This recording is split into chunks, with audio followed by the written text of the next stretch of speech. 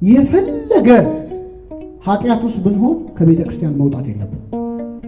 ምክንያቱም እግዚአብሔር አንድ ቀን ከቆሻሻው መካከል ፈልጎ ያወጣናል፣ ሁላችንን ያወጣል። እዚህ ማለት ወጣቶች አላችሁ፣ ወላጅ ብትሆኑ ወላጆችም እዚህ አላችሁ። ልጃችን አሁን ሀብታችንን ውድም አድርጎ በአጭር ጊዜ ስንት ዓመት የለፋንበትን በዓመት አጥፍቶ ባዶ እጁን ቁሽሽ ብሎ ቢመጣ ሮጠን አቅፈን እንስመዋለን። ለነገሩ ደስ ይላል ባህላችን። መቼስ ጣት ቆሰለ ተብሎ ምን አይልም። አንዴ ወልጅ ያለው ፈጣሪ በኃጢአቴን ያመጣው በልግባ ገብቶ ግን አለቀው። እንጀራ በበላ ቁጥር እኔ ከፈጣሪ ያገኘዋለሁ ብዬ ነው እንጂ ይቅር እንላለን አንረሳም። ነጮቹ ፎርጊቭ እና ፎርጌት ነው። ይቅር እንላለን። ይቅር ካለ የሚረሳ ብቻ ነው። ሲቆይ የረሳውን መሰለህ እንዴ? የወጋ ቢረሳ ይኸው ታውቁታላችሁ። ተወግቶ የረሳ ክርስቶስ ብቻ። ገና ሚስማሩ ከእጁ ሳይወጣ የሚያደርጉትን አያውቁምና ሚስማሩ እኮ እጁ ውስጥ ነው። ልቡ ድረስ እያመመው ነው ሾሁ። የሚገርማችሁ ጌታ ልያዝ ሲል ጴጥሮስ 58 ዓመት ነው በዛ ጊዜ። እንደው ጴጥሮስ የምንታቸው ሰው አይደለም። በጣም ፍቅሩ በጣም ልብ ይነካል። ምንም የጦርነት ልምድ የለው። እድሜው 58 ነው። ከወጣቶቹ ጋር ሊዋጋ አንድ ሰይፍ ይዞ ጦርነት ጀመረ። ሰው አንድ ጥይት ይዞ ጦር ሜዳ ሄደ፣ ሊዋጋ ሞከረ። በዚያ ውጊያ ጌታውን ሊያስጥል ማለት ነው። ከ10,000 ሰራዊት ጋር ብቻው። የሊቀ ካህናቱን ባሪያ የማርቆስን ጆሮውን ቆረጠ። ሊቃውንቱ እንደሚነግሩ ጴጥሮስ የሰደደው ለአንገቱ ነበር፣ ግን የሥራ ልምድ ስለሌለው ጆሮውን ቆረጠ። ጌታ የዛን ሰው ጆሮ እዛው ፈወሰለት። ሲፈውስ ግን መሬት ላይ ጆሮ ፈልጎ አንስቶ ገጠማ አይደለም፣ አዲስ ጆሮ ይሰጥ። ለሁላችን አዲስ ጆሮ ይስጠን። ምን ያደርግለታል? ስንት ወሬ የሰማ ጆሮ አይደል? ለእኛንም ጴጥሮስ መጥቶ በገለጠለው አይደል? አንተም ብቻ የሚሰሙ ጆሮ ይስጠን ይላል ቅዳሴያችን። እሱን የሚሰማ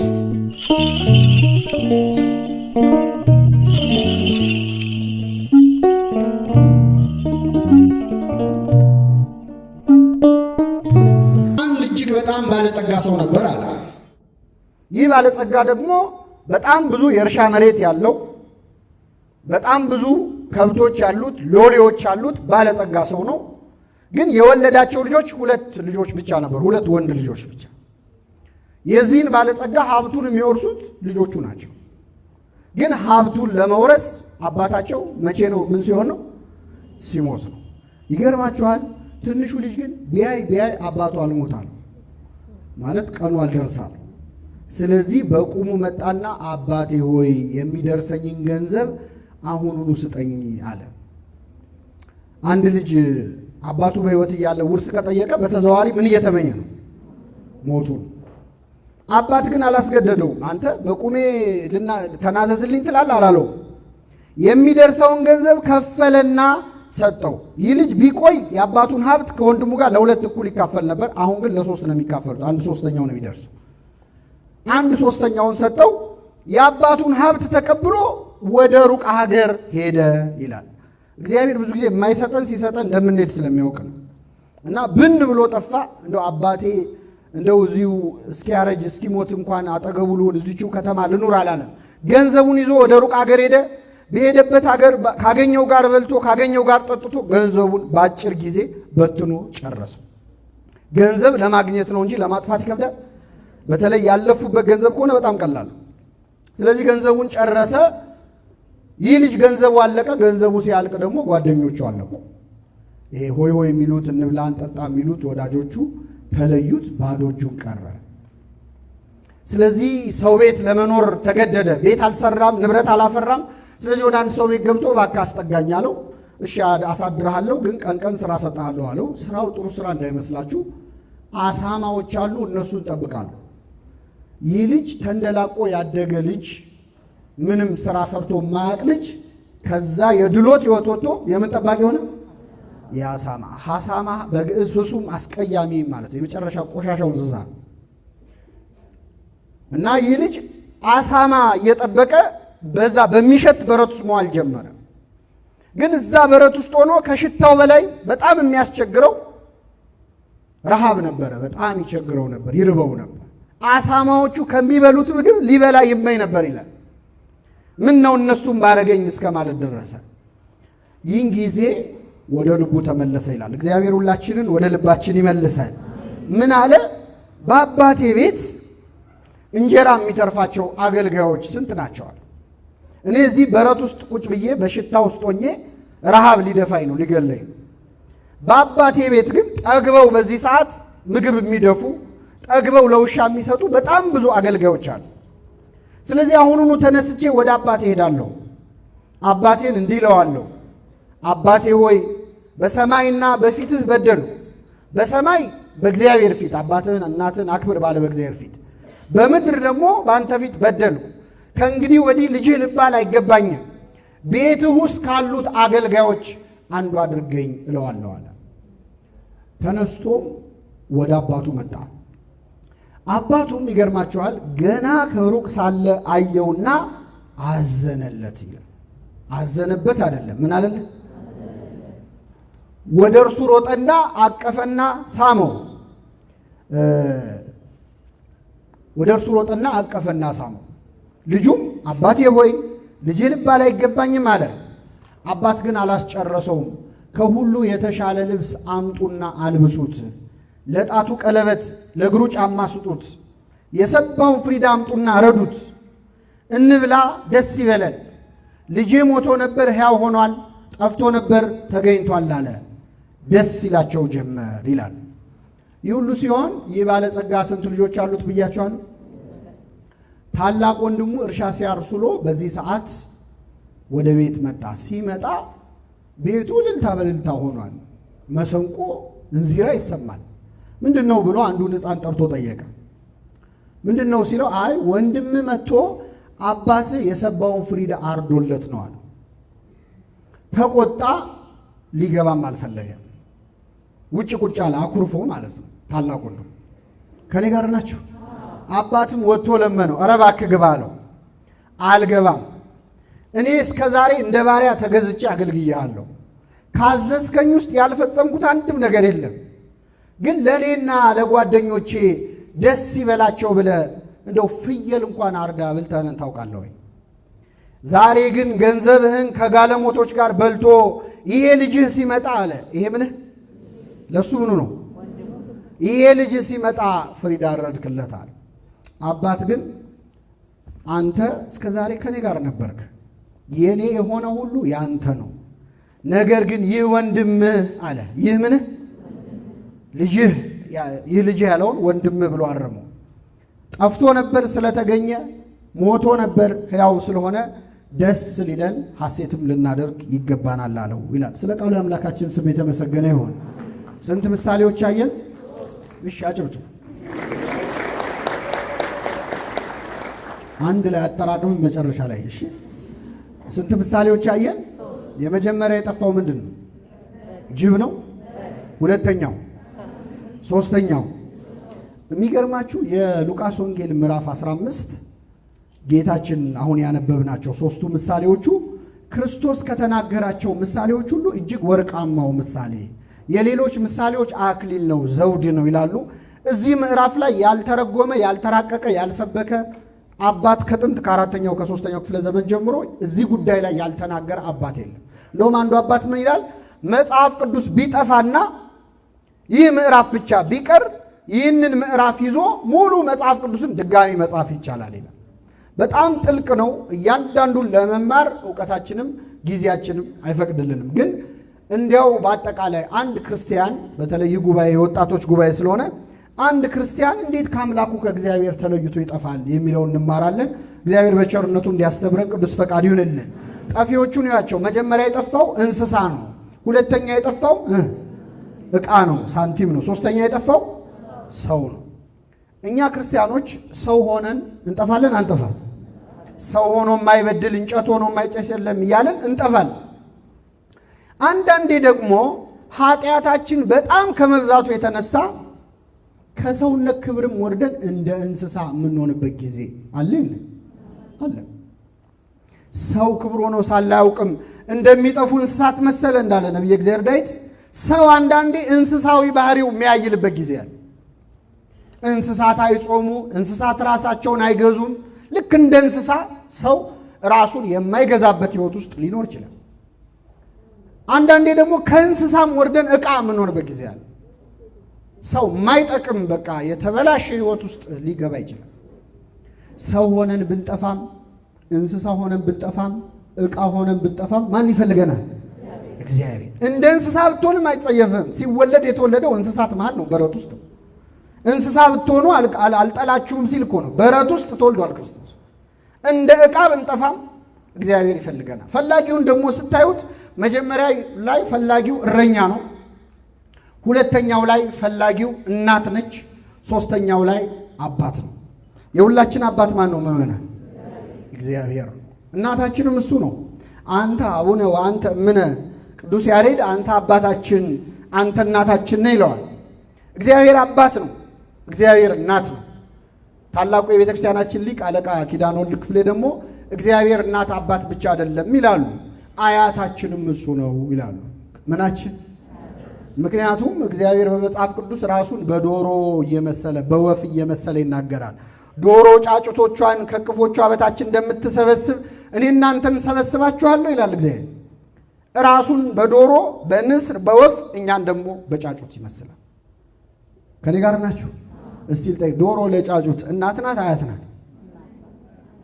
አስባችሁ መልሱ እንጂ ዝም ብሎ እናት ናት አያት ናት? አያት ናት። እናቷ ማን ነው? እንቁላል እንዳትሉ አደራችሁ። እናትም አያትም ናት። እሷ እንቁላል ትወልዳለች፣ ትጥላለች። ከእንቁላሉ ምን ይገኛል? ጫጩት። እኚህ ሊቅ ምን አሉ? እግዚአብሔር እንደ እንቁላል መሬትን ፈጠረ፣ ከመሬት ከአፈር ደግሞ ማንን ፈጠረ? ሰውን ፈጠረ። እናት አባት ብቻ ሳይሆን አያታችንም ጭምር ነዋል። ስሙ የተመሰገነ ይሁን። ግን እናት አባታችን አያታችን ደግሞ እንደው የፈለገ ቢወዱን ቢያንደላቅቁን ቢያሳድጉን በዋልንበት ሁሉ አብረውን አይውሉም፣ ባደርንበት ሁሉ አብረውን አያድሩም። እግዚአብሔር ግን ከኛ ተለይቶ ያውቃል። ስለዚህ እግዚአብሔር እናት አያት ብቻ ሳይሆን እረኛም ጭምር ነው። ነቢየ እግዚአብሔር ዳዊት አለ እግዚአብሔር ምኔ ነው? የሚያሳጣኝ የለም። እረኛችን ነው እግዚአብሔር። እረኛ በጎቹን የበሉትን በልተው ይኑሩ ነው የሚለው። ይህ እረኛ 100 በጎች ነበሩት ይላል። የጠፋበት ስንት በግ ነው? 1 በግ። ያሉት ስንት ናቸው? ሃዲጎ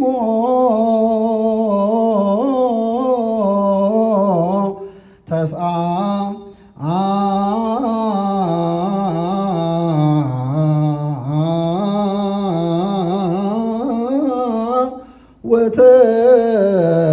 ወተስዓተ ነገድ ሲሉ አልሰማችሁም? አባቶቻችን 99ኙን ነገድ ትቶ ማእከለ ባሕር ቆመ፣ በባህር መካከል ቆመ።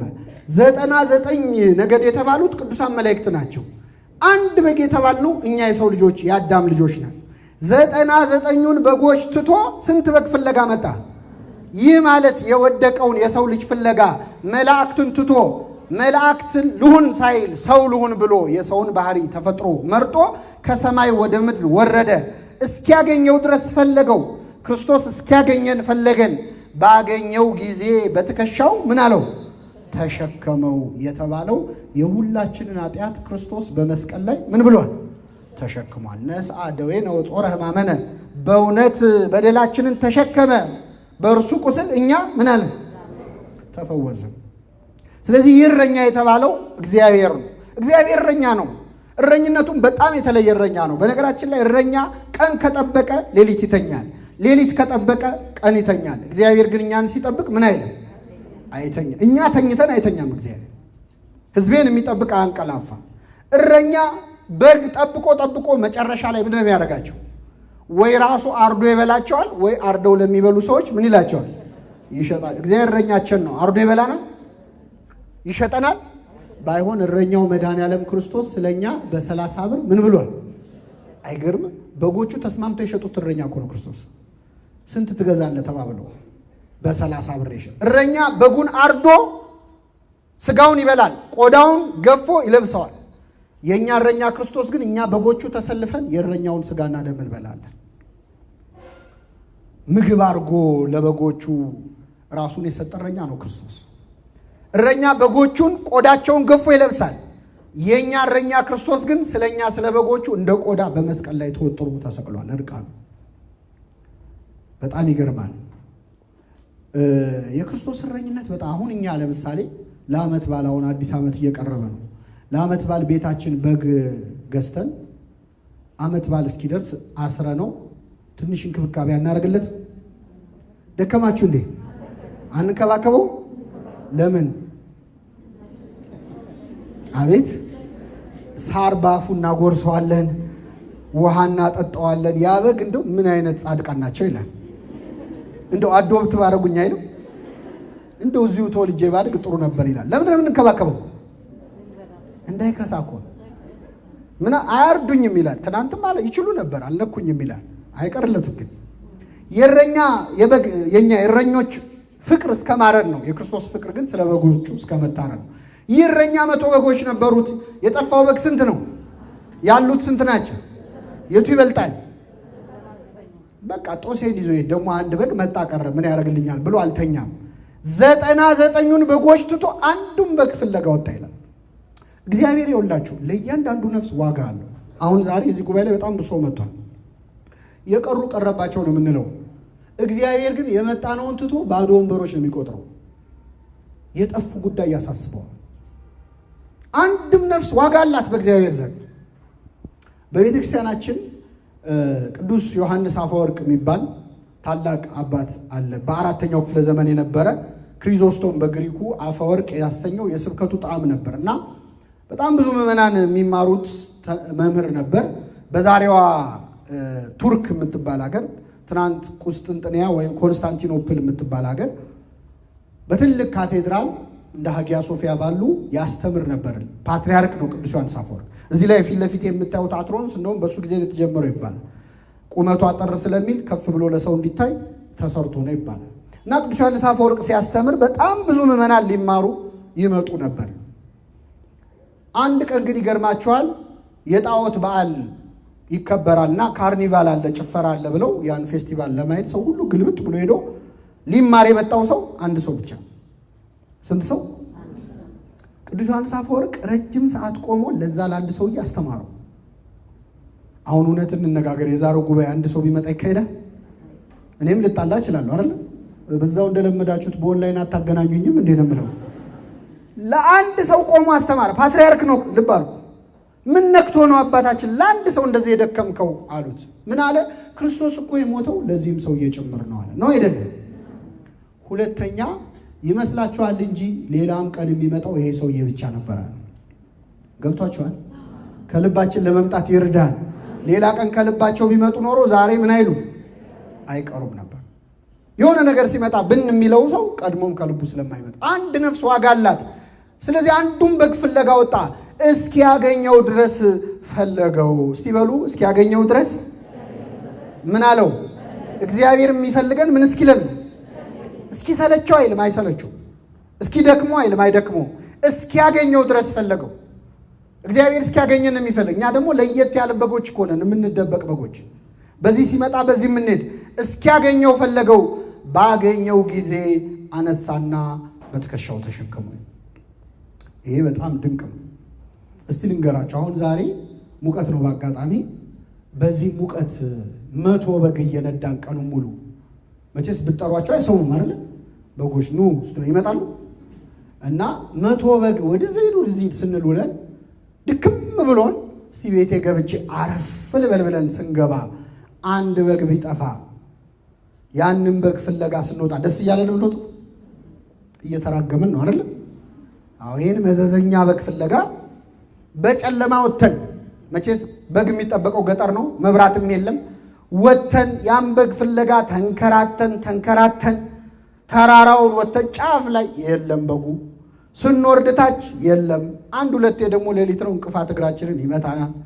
ደማችንን ጠርገን በዛ ወንዙን ተሻግረን መጨረሻ በብዙ ድካም እኩለ ሌሊት ላይ ያንን በግ አገኘ ነው። እንሸከሟል። መልሱልኝ። ቢቻል በዱላ ነው አይደል እንዴ? ክርስቶስ ከብዙዎቻችን ሕይወት ውስጥ ከጠፋ ስንት ቀን ሆኖታል እስካሁን። ግን እኛ አንፈልግም፣ አንወጣም። ክርስቶስን ልትፈልግ እመቤታችን ወጣች። ከዚያ በቤተ መቅደስ በመምህራን እግር ስር ቁጭ ብሎ አገኘችው ይላል። ክርስቶስ የጠፋባችሁ ሰዎች የክርስቶስ አድራሻው የት ነው? ቤተ መቅደስ ውስጥ ከነማን እግር ስር? ሌላ ቦታ አለ ካሏችሁ እሱ ክርስቶስ አይደለም። የክርስቶስ አድራሻው ቤተ መቅደስ ነው። ቀረበችና እመቤታችን ልጄ ወይ አባትህና እኔ ስንፈልግ ለምን አስጨነከን አለችው። ማናማ ስንፈልግ? እኔና አባትህ አላለችም። አባትህና እኔ ራሷን አታስቀድም እመቤታችን። ትሕትናዋን ተመልከቱ። አባትህ ያለችው ማንን ነበር? ዮሴፍ ባይወልደውም መቼስ አሳድጎታል። ስለዚህ አባትህና እኔ ስንፈልግ ለምን አስጨነቀን አለችው። ክርስቶስ ደግሞ ይሄን ይዘው ሰዎች ይኸው ከእናትየው ያወቀ ቡዳ ነውና ለካ አባቱ ነው ለካ ብለው የዮሴፍ ልጅ እንዳይሉት ክርስቶስ ምን አለ? በአባቴ ቤት እኖር ዘንድ እንዲገባኝ አታውቁምን? ደግሞ እሱ ያለችውን ይዛችሁ የዮሴፍ ልጅ እንዳትሉኝ፣ እኔ የማን ልጅ ነኝ? የአብ ልጅ ነኝ። ሌላው ወላጅ ግን በእውነት ልጁ ጠፍቶ ሲያገኘው ከነከሰው በኋላ ነው የት ነበርክ የሚለው አይደል? አዎ። ይህ እረኛ ግን ባገኘው ጊዜ በትከሻው ምን አለው? ተሸከመው። አሁን ዛሬ እዚህ ጉባኤ ላይ በጣም ብዙ ሰው ተጠርቷል። ከተጠሩት ሁሉ እኛ የመጣ ነው በጣም አስተዋይ ስለሆነን አይደለም። ተሸክሞ ያመጣን ማን ነው? እግዚአብሔር ነው። ወደ እግዚአብሔር ቤት ለመምጣት እኮ አቅም ይፈልጋል። ብዙ ሰዎች መምጣት እየፈለጉ አይሆንላቸው። እኔ ቤተክርስቲያን ሲሆን እግሬን የሚይዘው እንደሆነ አላቅም ይሉ ሰዎች አሉ። ነገ ጠዋት ተነስቼ አስቀድሳለሁ ብለው ተኝተው የሚያረፍዱ ሰዎች አሉ። በምህረትህ ብዛት ወደ ቤትህ እገባለሁ እንደሚል እኛ እዚህ ጉባኤ ላይ የተገኘ ነው በማን ቸርነት ነው? በእውነት እንዲህ የራቁትን በቸርነቱ ትከሻ ተሸክሞ ያምጣቸው። እግሩ እንደዛ ላይ አይቶ እኮ ነው። አያችሁ፣ ያረኛ ሲያየው ያበግ ሲቅበዘበዝ እግሩ ዝሏል፣ ደክሞታል፣ ለመመለስ አቅም ያጥረዋል። ስለዚህ ልሸከመው አለ። በኃጢአት የዛለ እግራችንን እግዚአብሔር አይቶ ሁላችን ተሸክሞ ያምጣን። እውነትም ተሸክሞን ነው። አንድ ልጅ ይገርማቸዋል፣ ህልም ያይ ነበረ ህፃኑ ነው እና በህልሙ ምን ያህል ጭው ባለ በረሃ ላይ ብቻውን ሲሄድ ያህል የራሱን የእግር ኮቴ ያህል ሲራመድ እና በዛ በረሃ ውስጥ ብቻውን ሲሄድ ከፊት ደግሞ በጣም ትልቅ የእግር ኮቴ የትልቅ ሰው እግር ኮቴ ይመራዋል እና ሲነቃ ደስ ይለዋል። በበረሃ ሲሄድ እግዚአብሔር ከፊት ምን ይለኛል? ይመራኛል ብሎ የተረጉመውና ይደሰታል። በኋላ ይሄ ልጅ አደገና እንደኛ ኃጢአት መስራት ለመደ። ያም ህልም ጠፋ። ከብዙ ጊዜ በኋላ ያን የድሮ ህልሙን ድጋሚ አየው። ግን ሲያየው ህልሙ ትንሽ ለወጥ ብሏል። ብቻ እሱ ከፊት የእግዚአብሔር የትልቅ ሰው እግር ነበር ከኋላ። አሁን ግን የትልቅ ሰው እግር ብቻ ነው ያየው። ከዛ አዘነ። መቼስ እሱ ትልቅ ሆኗል፣ አሁን ህፃን አይደለም እና እግዚአብሔር ተወኝ ማለት ነው ብቻዬን ነኝ ብሎ ሲያዝን እግዚአብሔር ተገልጦ ምን አለው? ያየኸው እግር ያንተን ሳይሆን የኔን ነው፣ ትቼህ ሳይሆን ተሸክሜህ ነው አለው። እግዚአብሔር ሁላችንን ይሸከመን። አሁንም ተሸክሞን ሳይሰለች እዚህ እንድንመጣ ስለፈቀደ ስሙ የተመሰገነ ይሁን። ስለዚህ የመጀመሪያው እንግዲህ ምዕመናን የበግ አጠፋፍ ነው። አንድ ክርስቲያን እንዴት ነው የሚጠፋው ካላችሁ፣ የመጀመሪያው በእውነት እንደ በግ ነው የምንጠፋው። እስቲ ልጠይቃችሁ፣ በግ የሚጠፋው አውቆ ነው ሳይሆን? አውቆ ከጠፋ በግ አይደለም። ምን እያደረገ ነው በግ የሚጠፋው? ሽፍትነት አምሮት ነው? ምን እያደረገ ነው? መቼስ በግ እንዴት እንደጠፋ ለማወቅ በግ መሆን ያስፈልጋል? ሰው ሆነን እንሞክራለን። ምን እያደረገ ነው የሚጠፋው? ሳር እየበላ እዚህ ጋር ሳር ሲበላ ሌላ ሳር፣ እዚህ ጋር ውሃ ሲጠጣ ሌላ ውሃ እየደፈረሰበት ወደ ሌላው ሲሄድ ሳያስበው ነው የሚጠፋው። በግ ሲጠፋ ቢመሽብኝስ ብሎ ያስባል? ሰዓት እያየ የሚጠፋ በግ አለ? ባቡሩ ከ2 ሰዓት በኋላ ይሰራ ይላል? አይ ተኩላ ቢበላኝ ገደል ብገባ ይላል? አይልም። የመጀመሪያው ክርስቲያኖች፣ አንድ ክርስቲያን ከቤተ ክርስቲያን ተለይቶ የሚጠፋው ልክ እንደ በግ ሳያውቅ፣ አንድ በግ ሳያውቅ እንደጠፋ ሳናውቅ የጠፋን በጣም ብዙ ሰዎች አለ ከእግዚአብሔር ቤት። አንዱን ሳር ሲበላ ሌላ ሳር፣ አንድ ውሃ ሲጠጣ ሌላ ውሃ፣ አንድ ትምህርት ስንማር ሌላ ትምህርት፣ አንድ ስራ ስንሰራ ሌላ ስራ። በእንጀራ ጉዳይ ሰው ከቤተ ክርስቲያን ይጠፋል አይደል? ይጠፋል። አይኔ እኮ ድሮ አቤ ጉባኤ ምናምን ድሮ ነበር፣ አሁን እኮ ቢዚ ነኝ የሚሉ ሰዎች አሉ የሉ? ይሄ በግ አሁን ቢዚ ነበር አልነበረም? ይሄን ሳር እያገላበጠ ልክ እንደ በግ እየበሉ እየጠጡ የሚጠፉ ሰዎች አሉ። እንደ በግ ሳናውቅ የጠፋነውን እግዚአብሔር በቸርነቱ ይመልሰን። ተኩላ ቢበላኝ ብሎ አላሰበም። ተኩላ የተባለ መናፍቃና የበግ ለምድ ለብሰው ከሚመጡባችሁ እንደ ተኩላ ነጣቂዎች ከሆኑ ከሐሰተኞች መምህራን ተጠበቁ ይላል። ቢመሽብኝስ አላለም ይሄ በግ። ሞት ቢመጣስ ሳንል ከእግዚአብሔር ቤት የራቅን ሰዎች አለ። እንደዚህ የራቅነውን እግዚአብሔር በቸርነቱ ይመልሰን። ወደ ሁለተኛው ልምጣላችሁ። ሁለተኛ የጠፋው ሳንቲም ነው። ሳንቲም ምንድን ነው የሚለውን ብዙ ሊቃውንተ ቤተክርስቲያን ተርጉመውታል። በአጭሩ ሳንቲም የምንባለው እኛ የሰው ልጆች ነን። ከእኛ ትርጓሜ ወንጌልም ላይ ታገኙታላችሁ። ቅዱስ ጄሮም ደግሞ በደንብ አብራርቶታል። ሳንቲም የተባለ የሰው ልጅ ነው። በሳንቲም ላይ ንጉሥ መልክ ይቀረጽ ነበር። ለምሳሌ አሁን እኛ በአፄ ኃይለ ሥላሴ በአፄ ምኒልክ ዘመን የኃይለ ሥላሴ ምኒልክ ስዕላቸው ሳንቲሙ ላይ ይቀረጽ ነበር። ስለዚህ ሳንቲም ማለት የንጉሥ መልክ ያለበት ማለት ነው። የእኛ የሁላችን ንጉሥ ማን ነው? እግዚአብሔር ነው። እኛ ደግሞ ሳንቲሞቹ ነን። ስለዚህ ሳንቲም የተባልነው ለምንድን ነው? ሳንቲም ላይ የንጉሥ መልክ እንዳለ እግዚአብሔር እኛን ሲፈጥረን ሰውን በመልካችን እንደ ምሳሌያችን ምን እንበል እንፍጠር ብሎ ፈጥሮናል። ስለዚህ የእግዚአብሔር መልኩ እኛ ላይ አለ። ችግሩ አሁን ሰው እኛን ሲያይ እግዚአብሔርን ያዋልኛል ለምን ካላችሁ ዝጓል። ሳንቲም ቆሽሸናል። እግዚአብሔር በቸርነቱ ይጠበን እና ሳንቲም የተባለ የሰው ልጅ ነው። ሴቲቱ ምን አደረገች? መብራት አበራች፣ ከዚያ ቆሻሻውን ጠረገች። ሳንቲሙን እዚያው ቤት ውስጥ ከቆሻሻው መሃል ፈልጋ አወጣችሁ ይላል። እንግዲህ በጉ ከቤተ ክርስቲያን የራቁ ሰዎች ናቸው ብለናል። ሳንቲሙ እስካላችሁ ይህ ሳንቲም ጠፍቷል፣ ግን ያለው ቤት ውስጥ ነው። ቤት ውስጥ ነው ያለው፣ ግን ጠፍቷል። ብዙ ጊዜ እኛ የጠፉ ሰዎች ሲባል እንደዚህ ቤተ ክርስቲያን የማይመጡ ሰዎች ይመስለናል። ሁለተኛው ግን ቤተ ክርስቲያን ውስጥ ወደ የጠፋ ሰው ነው። ምድብ ሁለት ጠፊ ማለት ነው። ምድብ አንድ ከቤቱ የራቁ ናቸው። ምድብ ሁለት ግን እዚያው ቤተ ክርስቲያን ውስጥ ሆነ ጠዋት ማታ እያስቀደሰ ኪዳን እያደረሰ ቃሉን እየሰማ እየዘመረ እያመሰገነ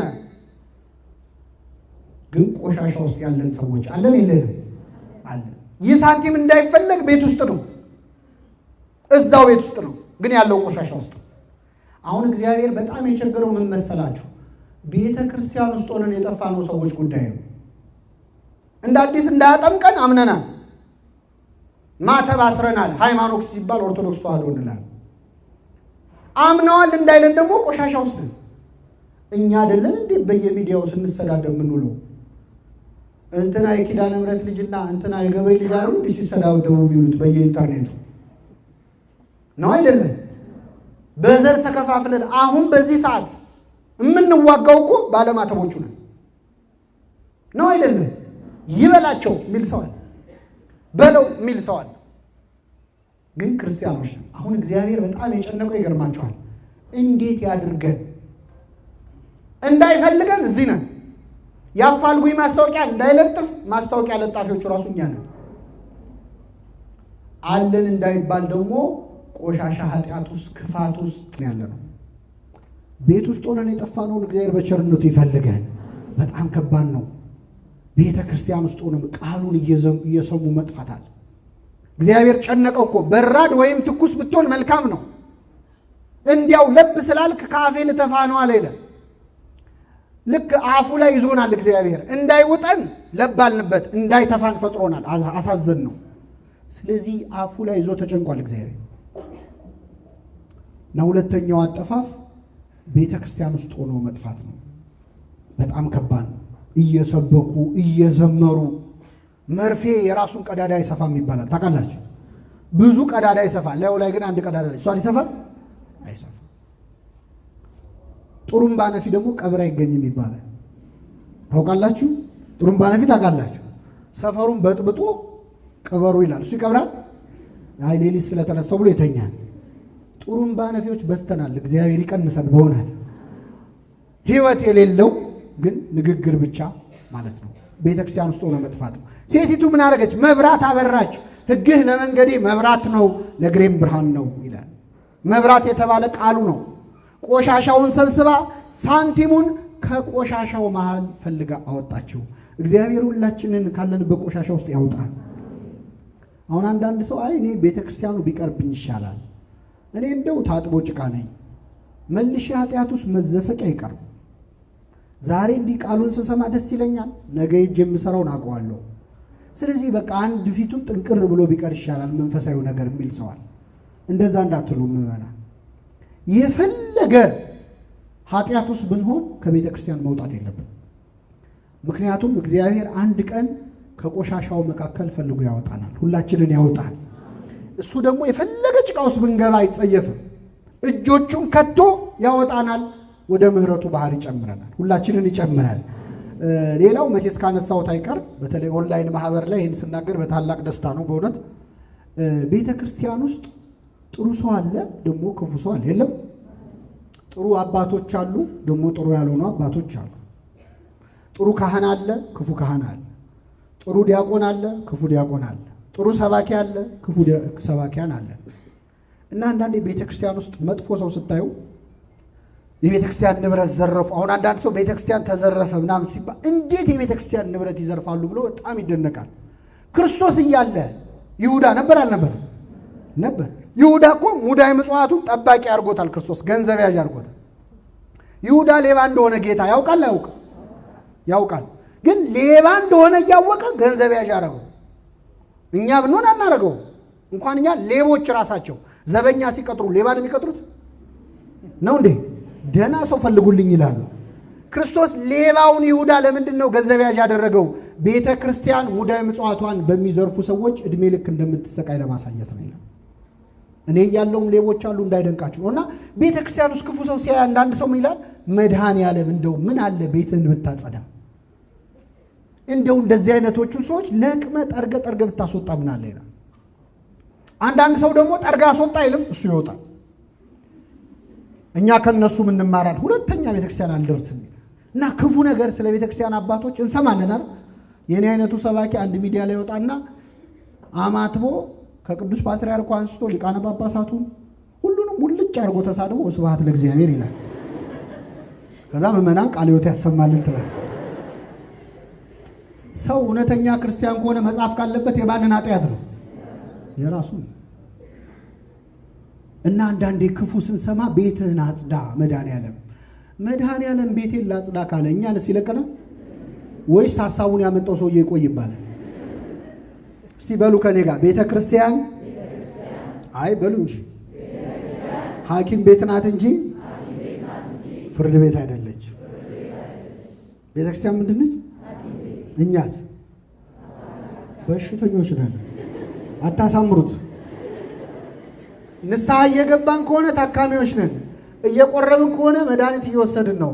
አለዚያ ግን ምንድን አይሰማም። በሽተኞች ነን።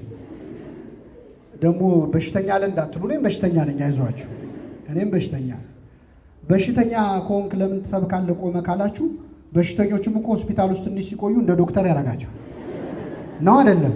የእነሱን ኪኒን ያዛሉ ለሌላ ሰው። እና እኛ ቀድመን የገባን በሽተኞች ነን። እግዚአብሔር በቸርነቱ ይማረን። በጣም ይገርማል። ቤተ ክርስቲያን ሆስፒታል ናት አለ ቅዱስ ዮሐንስ አፈወርቅ። ሆስፒታል ውስጥ ሄዳችሁ አንድ ሰው ጨጓራዬን አሞኛል ሲል ምን ነክቶ ነው የሚያመህ ይባላል? ድሮ ካላመመ ሆስፒታል ምን ይሰራል? ጉበት ጭራሽ ጉበትህን ይባላል አይባል። ቤተ ክርስቲያን ውስጥ ኃጢአተኛ ሰው ሲያይ እንዴት እንዲህ አይነት ክፉ ሰው ይኖራል ቤተ ክርስቲያን ውስጥ የሚል ሰው ማለት ሆስፒታል ውስጥ እንዴት በሽተኛ ይኖራል እያለ ነው። ሁለቱም የመጡት ሊታከሙ ነው። ለመታከም ያብቃን አምላካችን። በሽተኞችን የሚያክሙባት ደግሞ እኛም የምንናገረው ቆመን ቁጭ ብላችሁ ሁሉም በሽተኛ ነው። ካህናት ሐኪሞች ናቸው። የነፍስ አቃቢያነ ሥራይ ንስሐ ሜዲኬሽኑ ነው። ስጋው ደግሞ የመጨረሻው መድኃኒት ነው። ሁላችንን ወደ ስጋው ደግሞ ይመልሳል። ስለዚህ ቤተ ክርስቲያን ውስጥ ጠርጋ አስወጣ አይባልም። ክርስቶስ ኃጡን ከጻድቁ ምዕመኑን ከመናፍቁ ችሎ ይዞታል። ሌላው አንዳንድ ሰው ደግሞ የእኛን ምግባር እያየ የቤተ ክርስቲያን ሰዎች ዲያቆን ገሌ ቄስ ገሌ እንደዚህ አባ እንደዚህ ያረጉ ብሎ ቤተ ክርስቲያን አልመጣም የሚሉ ሰዎች በጣም ብዙ አሉ። እኔ የአባ ገሌን መስቀል ብሞት አልሳለም የሚሉ አሉ። መስቀሉ የማን ነው? የክርስቶስ መስቀል ደግሞ እንኳን እንደኛ ያለ ኃጢአተኛ ሰይጣን ቢይዘው ራሱ መስቀሉ ይረክሳል? አይዞም እንጂ ደፍሮ አይረክስም። ስለዚህ ሰው አይቶ መውጣትም በእውነት እንደ መጽሐፍ ቅዱስ ከእንስሳት ማነስ ነው። እንስሳት ይገርማቸዋል። አንድ ትልቅ ጉዞ አድርገው ነበረ። ካስታወሳችሁ በኖህ ዘመን መርከብ ውስጥ አልነበሩ? ዓለም ላይ ያሉ እንስሳት ሁሉ መርከብ ውስጥ ገብተዋል። በዚያን ጊዜ አብረው ሊሆኑ የማይችሉ እንስሳት ሁሉ አብረው ነበሩ። ለምሳሌ በግና ጅብ አብረው ነበሩ። አሁን ዛሬ ቢሆን በግ ከጅብ ጋር አብሮ ይቀመጣል? በኖህ መርከብ ውስጥ ግን ጅብ እየጎመጀም ምራቁን እየዋጠ አርፎ ነው ዝም ያለው። ምክንያቱም አንድ ነገር አደርጋለሁ ካለ ኖህ ከመርከብ አውጥቶ ምን ይለዋል? ይጥለዋል። ይህች መርከብ ቤተ ክርስቲያን ነች። 3 ክፍል አላት የኖህ መርከብ። ቅኔ ማኅሌት፣ መቅደስ ቅድስት ህንፃዋ፣ ማዕከላውያን ወጣንያን፣ ማዕከላውያንና ፍጹማን ሰዎቿ። ቤተ ክርስቲያን በ3 ትከፈላለች በብዙ ነገር። ውስጧ ያሉት እንስሳት ማለት እኛን ነው የሚወክሉት። በኖህ መርከብ ውስጥ ብዙ አይነት እንስሳ እንደነበረ በቤተ ክርስቲያን ውስጥ ብዙ አይነት ሰው አለ። ልዩነቱ ይላል ቅዱስ ዮሐንስ አፈወርቅ፣ ልዩነቱ ወደ ኖህ መርከብ ጅብ ገብቶ ሲወጣም ጅብ ነው። ወደ ኖህ መርከብ በግ ገብቶ ሲወጣም በግ ነው። ተኩላ ገብቶ ሲወጣም ተኩላ ነው። ወደ ቤተ ክርስቲያን ግን ጅብ ሆነው ገብተው በግ ሆነው የወጡ ሰዎች አሉ። ሆዳም ሆነው ገብተው ጾመኛ ሆነው ይወጣሉ። ሲገባም ሲወጣም ጅብ ከሆነ ግን አልተለወጠም ማለት ነው። ቤተ ክርስቲያን ሁሉን ትለውጣለች። ውሃ ሲገባ ጠበል ይሆናል። አፈር ሲገባ እምነት ይሆናል። ህብስቱና ወይኑ ሲገባ ስጋው ደሙ ይሆናል። እኛ ብቻ ነን ስንገባም ስንወጣም ያው ይሆን። እግዚአብሔር ይለውጣል። እና እነዚህ እንስሳት ተቻችለው ቁጭ አሉ እዛ መርከብ ውስጥ። ምክንያቱም ከጥፋቱ አይብስም። አሁን በግ ቁጭ ብሎ አንበሳ ሲያገሳ እንዲህ ከመሳቀቅማ ቦታ ይሻላል ካለ አለቀለት። ከጥፋቱ አይብስም። ምን ማለት መሰላችሁ? ቤተ ክርስቲያን ውስጥ እንደኛ አይነት ሰዎች ስታዩ፣ ክፉ ሰው ስታዩ እንዳትወጡ። እንደው መርከብ ስለሆነ ራቀባችሁ መሰለኝ። አሁን እዚህ ያለ ነው በሙሉ እንደ ኢትዮጵያ አየር መንገድ ስፖንሰር አድርጎን ኢየሩሳሌም ተሳለሙ ቢለን ያድርግልናል። እና በአንድ ፍላይት እንደው ተጉዘን ወደ ኢየሩሳሌም ስንሄድ አስተናጋጆች አሉ አይደል? አውሮፕላን ውስጥ የሚያስተናግዱ ትንሽ ቢገለማምጡ ወራጅ ያለ ትላላችሁ፣ አንጀት እያረረ ቁጭ ነው የምትለው። ምክንያቱም መውረድ መከስከስ ስለሆነ። ቤተ ክርስቲያን እንደ አውሮፕላኑ ናት። የምታደርሰን ወደ መንግሥተ ሰማያት ነው። ጉዞ ሳይጠናቀቅ ከመውረድ እግዚአብሔር በቸርነቱ ይጠብቀን። ስለዚህ ሁለተኛው በቤተ ክርስቲያን ውስጥ ሆኖ መጥፋት ነው። ቤት ውስጥ ሆነን የጠፋነውን እግዚአብሔር በቸርነቱ ይመልከተን። ደከማችሁ? የመጨረሻውን እንመልከትና እናጠቃልላለን። ሶስተኛው ክርስቶስ የመሰለው ምሳሌ አንድ ባለጠጋ ሰው ነበር፣ 2 ልጆች ነበሩት ያለው ነው። በጉ ከቤተ ክርስቲያን ሳያውቅ የራቀ ሰው ነው። ሳንቲሙ ቤተ ክርስቲያን ውስጥ ሆነን ሳናውቀው እዚህ ሆነን ያለን መስሎን የጠፋን ሰዎች ነን። ሰውየው ግን አውቆ ነው የጠፋው። ከዚህች ኦርቶዶክሳዊ ተዋሕዶ ቤተ ክርስቲያን ሳያውቁ የራቁ ሰዎች አሉ። በስራ በትምህርት በማህበራዊ ኑሮ ተወጥረው ስጋቸውን ሲሉ ነፍሳቸውን ዞር ብለው ማየት አቅቷቸው የጠፋሉ።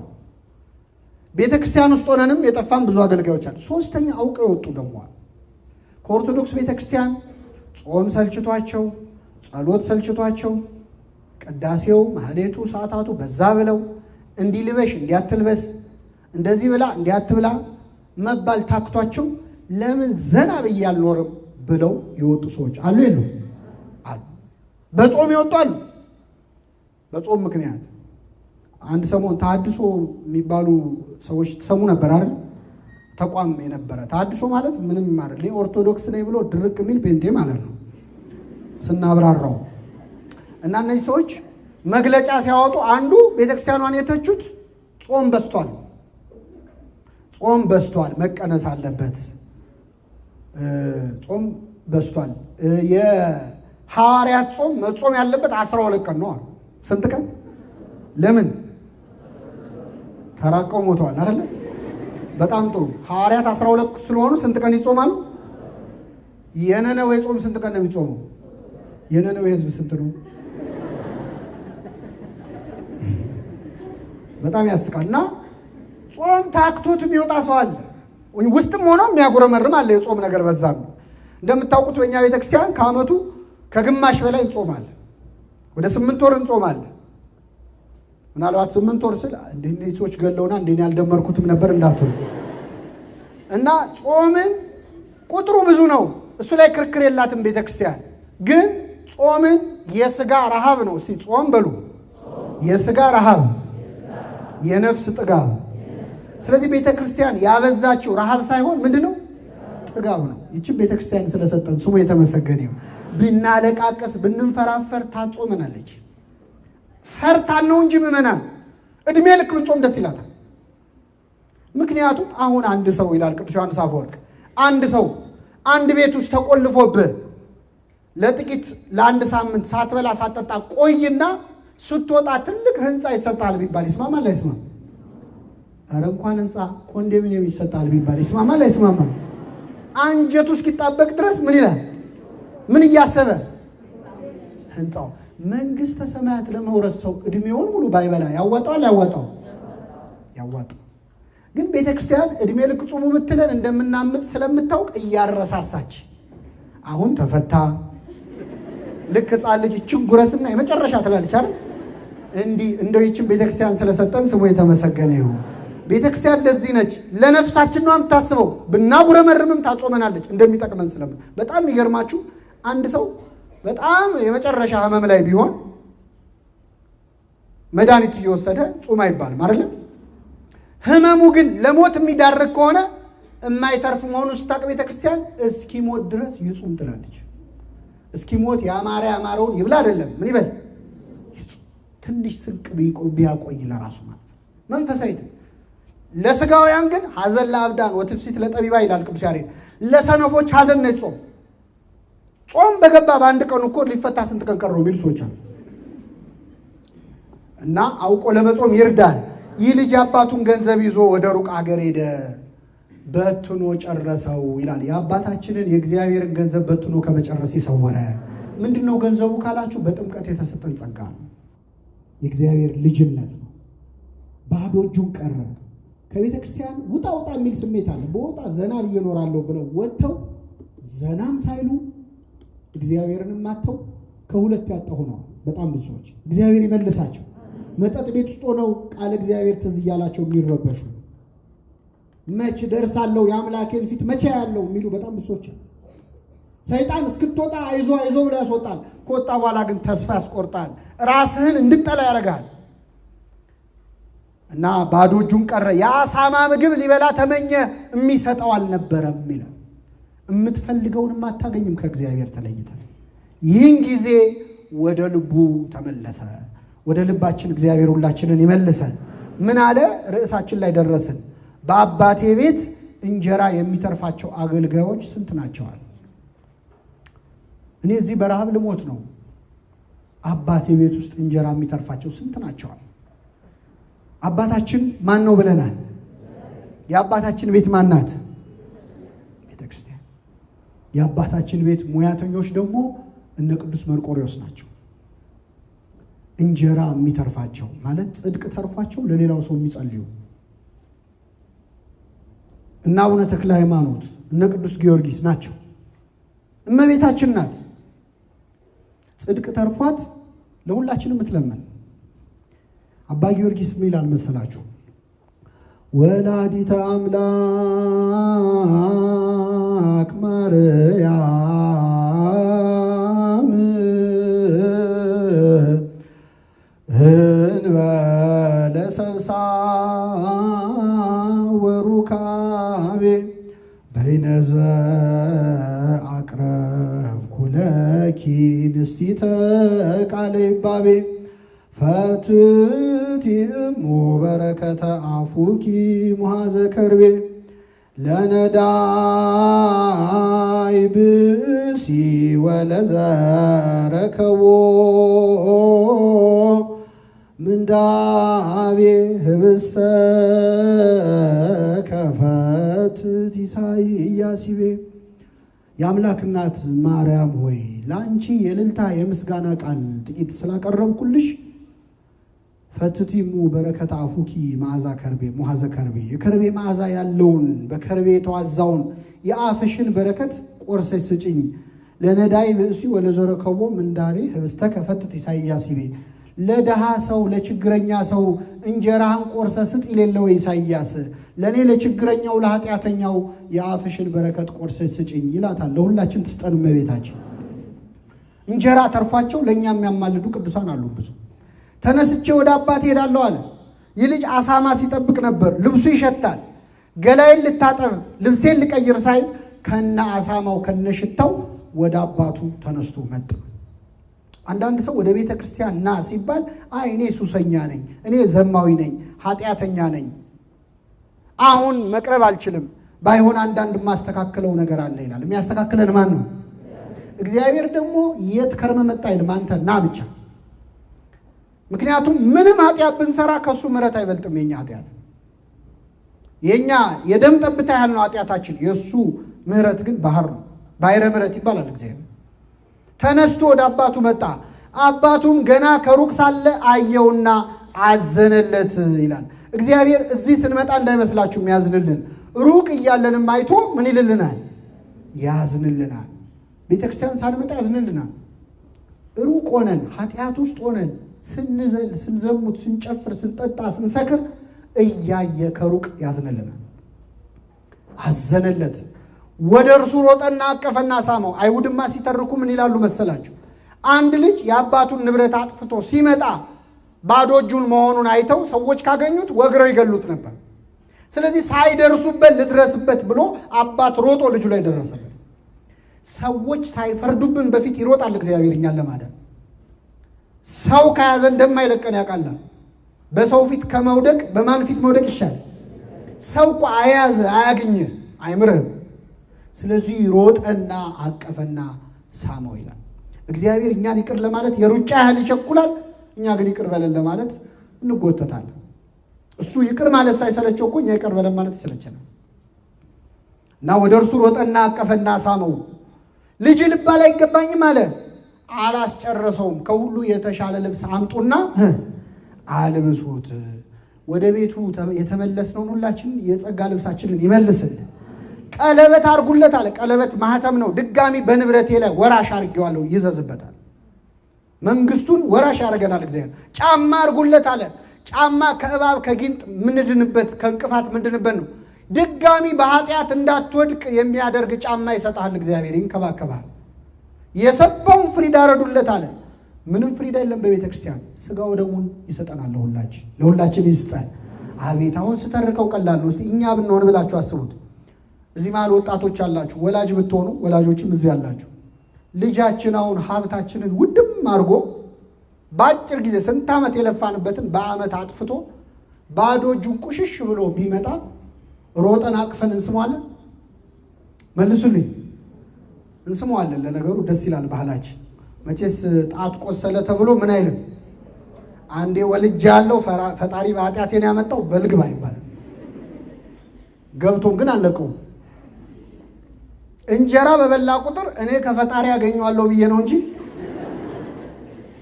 ይቅር እንላለን አንረሳም። ነጮቹ ፎርጊቭ እና ፎርጌት ይላል። ይቅር እንላለን። ይቅር ካለ የሚረሳ ብቻ ነው። ሲቆይ የረሳውን ለመሰለህ እንዴ? የወጋ ቢረሳ ያው ታውቁታላችሁ። ተወግቶ የረሳ ክርስቶስ ብቻ ነው።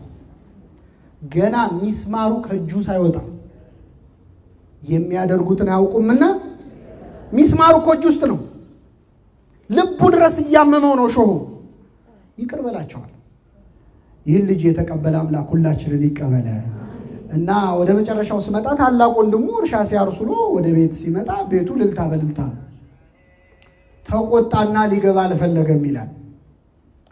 አባቱም ወጥቶ ለመነ ይላል። አሁን እግዚአብሔር የቸገረ ይውላችሁ ነገሌ ሲገቡ ነገሌ ይወጣል። ሁለተኛ አልመጣም እሱ ካለ የሚሉ ሰዎች አሉ። እባክህ ግባ ነው። አልገባም።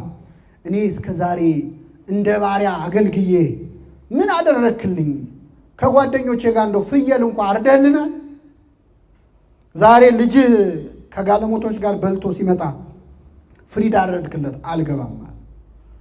ይሄ ልጅ ቤት ውስጥ ቢሆንም የባሰ የጠፋው እሱ ነው። ይገርማቸዋል። እንዴት ካላችሁ አንደኛ ወንድሙ ጠፍቶ ነው የመጣው። እንደው ሌው አይባልም። ከስቶ ይሆን ጠቁሮ ይሆን አላለም። ሁለተኛ እስከ ዛሬ አባቱን ያገለገለውን አገልግሎት እንደ ባሪያን ያገለገልኳል። እንደምን ቤተ ክርስቲያን ስንል ነው ወደኋላ የቀረ ነው የሚሉ ሰዎች አሉ። ገንዘባችንን ጊዜያችንን ለቤተ ክርስቲያን ስንሰጥ የእኛ ጓደኞች ስንት ደርሰው የሚሉ ሰዎች አሉ። እግዚአብሔርን ብሎ ወደኋላ የሚቀር ሰው አለ? የለም። አንተ ስለ ፍየል ታወራለህ። የኔ የሆነ ሁሉ የማን ነው? ያንተ ነው። ወልድ ያለው ሁሉ አለው ይላል። ክርስቶስ ካለን ሁሉ አለን። እና ይህ ልጅ አባቱ ከፍ ዝቅ አድርጎ እስከ ዛሬ ምን አገኘው አለ። የመጨረሻ ጥያቄ ጠይቃችሁና አጠቃልላለሁ። ከሁለቱ ወንድማማቾች አባቱን በጣም የተዳፈረው የቱ ይመስላችኋል? ቤት ውስጥ ያለው ነው ወይስ የጠፋው? የጠፋውማ ልጅ ልባል አይገባኝም። የጠፋው ግን አባቱን በትህትና ሲናገር፣ ቤት ውስጥ ያለው ግን ከፍ ዝቅ አድርጎ አባቱ ተዳፈረ። እውነት ለመናገር እግዚአብሔርን በጣም የምንዳፈረው ቤት ውስጥ ያለነው ሰዎች ነው። ውጭ ያሉት ገና ስሙን ሲሰሙ ይፈራሉ፣ ይንቀጠቀጣሉ። ራቅ ያሉት ሰዎች። ቀረብ ያለው ሰዎች እንዲህ መድረክ ላይ ወደ መቅደሱ ቀረብ ያሉ ሰዎች ግን እግዚአብሔርን በጣም እንዳፈራል። የማትደፈር አንተን ይሁዳ ደፈረ ይላል። ደግሞ ይህን ስናገር ብዙም የማይመጣ ሰው ቤተክርስቲያን በኦንላይን ብቻ የሚከታተል እኮ እኔም ለዚህ ብዬ እኮ ነው። ጎሽ የዛሬው መምህር ጥሩ ተናገረላት። መርጣችሁ አትስሙ። ራቅ ማለት ጥሩ ነው አላልኩም። ቀረብ ማለት ክፉ ነውም አላልኩም። ሐሙስ ዕለት የሆነው ልንገራችሁ እናበቃለሁ። ክርስቶስ ሊሰቀል አንድ ቀን ሲቀረው ከሐዋርያት መሃል ለጥያቄም ለመልስም ለእምነትም ለክደትም ሁሌ አንደኛ ይሆናል ቅዱስ ጴጥሮስ። ተነሳና እንዲህ አለ፣ ከኔ ጋር በሉ፣ ጌታ ሆይ ሌሎች ሁሉ ቢክዱ እኔ አልክድህም። ጥሩ ነው? ጥሩ አይደለም? ጥሩ ነው። ግን ሌሎች ሁሉ ምን ቢሉ እኔ ከሌሎች ምን ያልኩ ነኝ? የተሻልኩ ነኝ። ርቱ ሃይማኖት ጴጥሮስ ሆይ እኔም አልክድ ሌሎቹም አይክዱ ብትል ምን አለበት? አንተ ግን ራስህን ብቅ ሌሎችን ዝቅ አረክ። ስለዚህ ሌሎች ሳይክዱት አንተ ካድከው ይላል። አልክድህም አለ። ዶሮ ሳይጮህ ስንቴ ትክደኛለህ? ምን ሲደር ኧረ በፍጹም አለ። እንደዚህ ማለት በጣም ቀላል። አሁን እዚህ ጉባኤ ላይ አያርገውና ሰዎች ስለት ይዘው ቢቀቡት አዳራሹ አይዟችሁ ቁጭ በሉ ትቀመጣላችሁ። እኔም ካልኩ ነው አረ ኦንላይን ምናምን ብለው ነው የጠሩኝ። የማውቀው ነገር የለም። ምን ሆነ መሰላችሁ? እውነተኛ ገጠመኝ ልንገራችሁ። እኔ የተወለድኩ ያደኩበት ቤተክርስቲያን እዚህ ቡልጋሪያ አካባቢ አፍሪካ ህብረት ይባላል። ወህኒ ቤት ነው ቤተክርስቲያኑ የመጀመሪያ። እና አንድ ቀን ጉባኤ እየተካሄደ መርሃ ግብር መሪ አለ።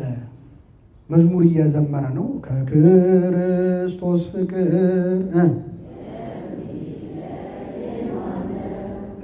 እያለ እስረኛ አመለጠና ቦታው ተኩስ በተኩስ ሆነ። ከዛ መርሃ ግብር መሪ የለ፣ ምዕመናን የሉ። መዝሙሩ ምንድን ነው? ከክርስቶስ ፍቅር ከአቅማችን በላይ ከመፈተን ይሰውረን። በፍጹም አለ ጴጥሮስ። ዶሮ ሳይጮህ ሶስቴ ትክደኛለህ ነው። የሚገርማችሁ ጌታ ሊያዝ ሲል ጴጥሮስ 58 ዓመቱ ነው በዛ ጊዜ። እንደው ጴጥሮስ የምንተቸው ሰው አይደለም። በጣም ፍቅሩ በጣም ልብ ይነካል። ምንም የጦርነት ልምድ የለው። እድሜው 58 ነው። ከወጣቶቹ ጋር ሊዋጋ አንድ ሰይፍ ይዞ ጦርነት ጀመረ። ሰው አንድ ጥይት ይዞ ጦር ሜዳ ሄደ፣ ሊዋጋ ሞከረ እና በዚያ ውጊያ ጌታውን ሊያስጥል ማለት ነው ከ10 ሺህ ሰራዊት ጋር ብቻው እና የሊቀ ካህናቱን ባሪያ የማልቆስን ጆሮውን ቆረጠ። ሊቃውንቱ እንደሚነግሩን ጴጥሮስ የሰደደው ለአንገቱ ነበር፣ ግን የሥራ ልምድ ስለሌለው ጆሮውን ቆረጠ። ጌታ የዛን ሰው ጆሮ እዛው ፈወሰለት። ሲፈውስ ግን መሬት ላይ ጆሮ ፈልጎ አንስቶ ገጠም አይልም። አዲስ ጆሮ ነው የሰጠው። ለሁላችን አዲስ ጆሮ ይስጠን። ምን ያደርግለታል? ስንት ወሬ የሰማ ጆሮ አይደል? እንደ የኛንም ጴጥሮስ መጥቶ በገነጠለው አይደል? አንተም ብቻ የሚሰሙ ጆሮዎች ስጠን ይላል ቅዳሴያችን። እሱን የሚሰማ ጆሮ ይስጠን አምላካችን። አሁን ጴጥሮስ ልክ ከውጊያው በኋላ ጌታ ጆሮውን ከፈወሰ በኋላ አብረው እንዳይዟቸው ጌታ ምን አለ መሰላችሁ? እነዚህን ተዋቸው አለ። እነማን? ደቀ መዛሙርቴ አላለም። ደቀ መዛሙርቴ ካለ አብረው ናቸው ተባባሪ ብለው ይዟቸዋል። ስለዚህ ምን አላቸው? እነዚህ እግዚአብሔር ለአንተ ብሎ የሚያርቅህ ጊዜ አለ። እነዚህን ተዋቸዋል። ጌታ ተያዘ። አሁን ጴጥሮስ ጥሎ እንዳይሄድ ጌታን ይወደዋል። ቀረብ እንዳይል አብረው ቢሰቅሉኝስ ብሎ ፈራ። ስለዚህ ከሩቅ መከተል ጀመረ ይላል። ቤተ ክርስቲያንና ኮረንቲ እና ፖለቲካ በሩቁ ነው የሚሉ ሰዎች አሉ። ጧፍሽን ትሰጫለሽ፣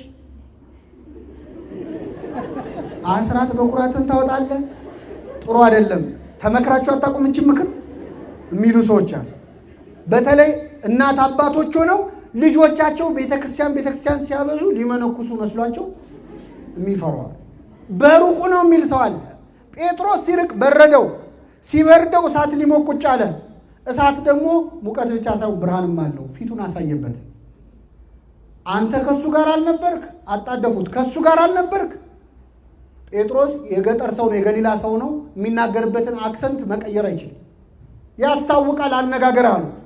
የገሊላ ሰው ነህ የምትሉትን ሰውየውን አላውቀውም አለ። ማንን አላውቀውም? እግዚአብሔር ሰውየው ከሚያስብል ፈተና ይሰውረን። አላውቀው። ሶስተኛ ጊዜ ሲምል ክርስቶስ ቀና ብሎ አየው ይላል።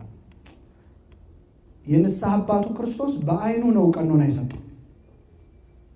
አታውቀኝም? እውነት እግርህን አላጠብኩህም? በባህር ላይ አላራመድኩህም? አለት ነቢይ አልሾምኩህም አየው ባይ ነው። ይሄኔ ጴጥሮስ ስቅስቅ ብሎ አለቀሰ። ከሁሉ ይልቅ ሰወደው ከሁሉ ቀድሜ ክደዋል። የጴጥሮስን እንባ ይስጠን አምላካችን። ተቀበለው አልተቀበለውም ወይ ካላችሁ ተቀበለው። ይገርማችኋል። በምን አወቀ? ጴጥሮስ ባለቀሰ በጥቂት ቀናት ክርስቶስ ከሞት ምን አለ? ተነሳ። ጌታ ከሞት ሲነሳ መጀመሪያ ትንሣኤውን ያዩት እነማን ናቸው? ሴቶች ናቸው። አንዳንድ ሰዎች ወሬው ቶሎ እንዲዳረስ ነው ይላሉ። ትስማማላችሁ? አይደለም። በኦሪት ሴት ልጅ በጣም ትናቅ ነበር። ለምስክርነት እንኳ አትበቃም ነበር።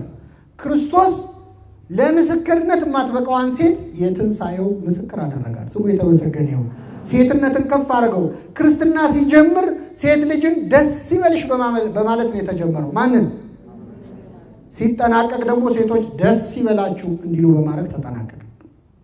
አሁን ሴቶች ሄደው ትንሣኤውን ሲያዩ ጌታ በመላእክቱ በኩል እንዲህ አላቸው፣ ሂዱና ለደቀ መዛሙርቴ ለጴጥሮስም ጌታ ተነስቷል በሉልኝ። ለማን?